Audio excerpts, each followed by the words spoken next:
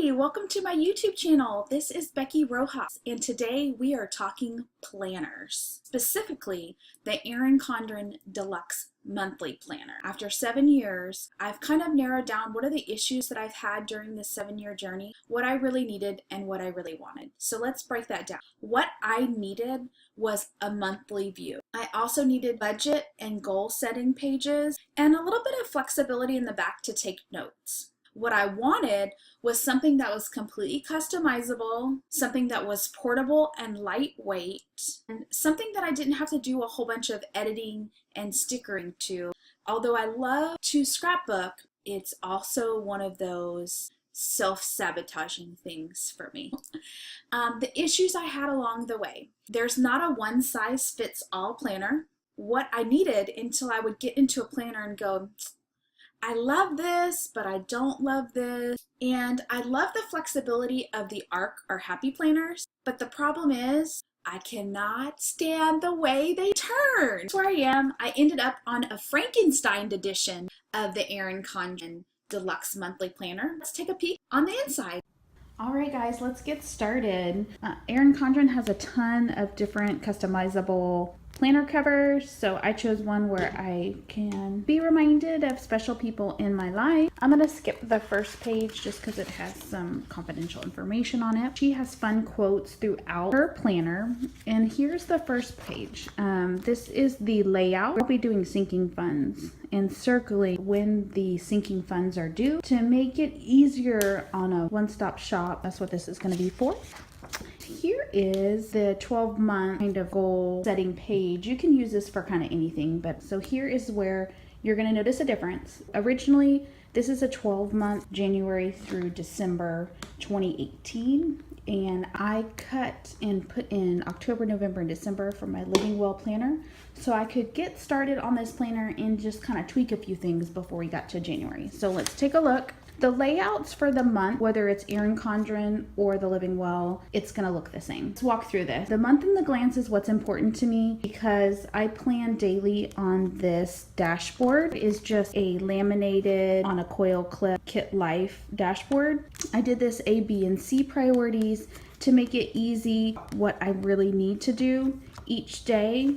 And I did the dashboard versus having a day of the week. It makes your planner a lot lighter. And then this is my color code once again on another coil clip that I can take it from month to month. So the layout here for the month to date using this is really neat because when you sit down to plan for the month, you can color code and know at one glance when I can work, when I can't work. I also write down all the bills. You can look here every morning and know what is happening. I have all my showings, personal appointments, doctor's appointments, everything is on here to just make it easier to handle the month. And these pages afterwards look the same. Once again, the layout is the same in the first part than in the Erin Condren part. This is what I'm tweaking going into the year. This is another dashboard on a coil clip. This is the goal setting sheet that is from the Living Well planner. If you haven't seen her planner or taken her course, she does provide a free course online, and I love her goal setting.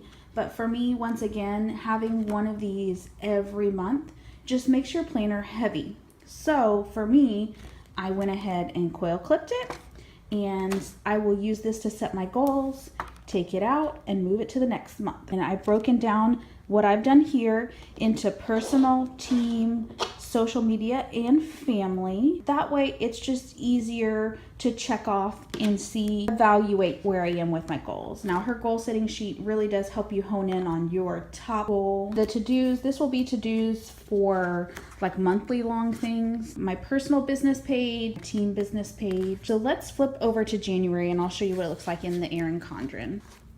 Here we go. The square will still have the same layout as far as the dashboards and all of that. It's neat because there's less stickering and less everything. My goal setting, I can pop that dashboard in right here, fill that out, then pop it into the boxes. Easy. This is behind every month. My to-dos, it has an easy check-off list. Here's the one page that's different is there's a dot page, and I love that to just keep track of my posting. That's one of the things, consistent content in 2018. So I'm using this, and once again, personal business and team business. So that's the layout of the monthly part. Let's go to my next section.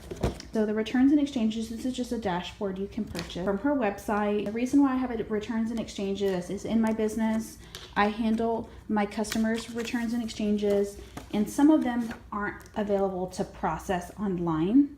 I have to do it manually, so this is a way that I can track and follow up and make sure that my customers got their products in a timely manner. So that's that section. So here's the fun part, my bills and budget. So here's how I have it working now. I have this as a reminder, our Dave Ramsey baby step, our sinking fund. So I never understood a sinking fund before. I just thought you needed to save. And the sinking fund, there's tons of videos here on YouTube, but this is really just things that you don't pay for monthly. Maintenance, car registration, things like that. You want to plan out so by the time that item is due, the money is already in your savings. So I have it separated by personal and business, and we keep track of it here, just beginning plus if you have to take it out. So under auto registration, I've already made one of the auto registrations, so it would say 80. Here is a cute little idea to keep track of your savings. This is the baby step number 1, and then keeping track. So that's what this is going to look like, and it'll be colored in. I'm paying off debt. So what I did is I put what we had left in debt in order in which you're going to pay it. So here is what that looks like. I was a sticky note full, so that's what these is September when I was trying to figure out how I was going to lay this out. Once again, I have another Kit Life dashboard. I just used this, laminated it, and put it on a coil clip. And here's how it works. This is all the bill, what date it's due, and the amount, and it's color coded. So if it's an automatic debit, it's in purple. And then all my credit cards here are in order in which we're gonna pay it off. So we just coil clip that back in.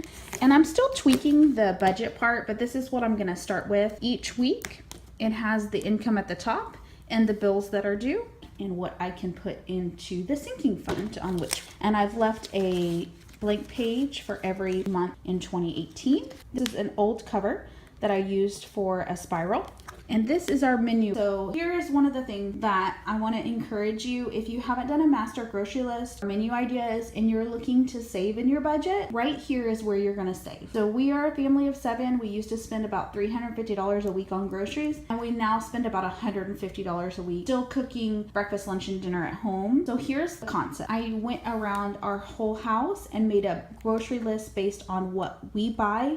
So I made it, laminated it, and it will come in and out of here. On the back side here, you'll notice the Sunday through Saturday, and this is where I write out the menu ideas for the following week so I can start planning. So what I do is I see what we have already and then work backwards, and that way you're rotating your pantry and versus, oh, I'm gonna make spaghetti this week, but you have nothing to make spaghetti, but you have half the stuff to make chili. Make chili this week. On your next grocery trip, just plan out spaghetti. And that way you're using everything at home. Next is going to be our cleaning and daily routine schedules. This is really just a way for me to visualize the things that I need to do on a daily, weekly, and monthly basis. And these things are actually in my Google Calendar along with here as a visual. Next is my training topics and content ideas. Now this used to be on a board in my office, still on sticky note. This way I have it in my planner and I can take these sticky notes and then transfer them on the monthly calendar. The last part of my planner is my books to read. So I've started a list. If you have anything you think I should add, make sure you put it in the comment. And just some inspirational quotes, a little bit of motivation. So I've got some blank pages, which I love. In here, some stickers. We do have a pocket over here and another dashboard. I've got a little folder here too. My stuff for interviews. And this is my planner. If you are having problems finding a one-stop shop, I love her design and outline with the Erin Condren, and it's super easy to take apart. I'm going to do a blog post on that. Don't forget to comment below and subscribe to the channel. Thanks guys, y'all have a blessed day.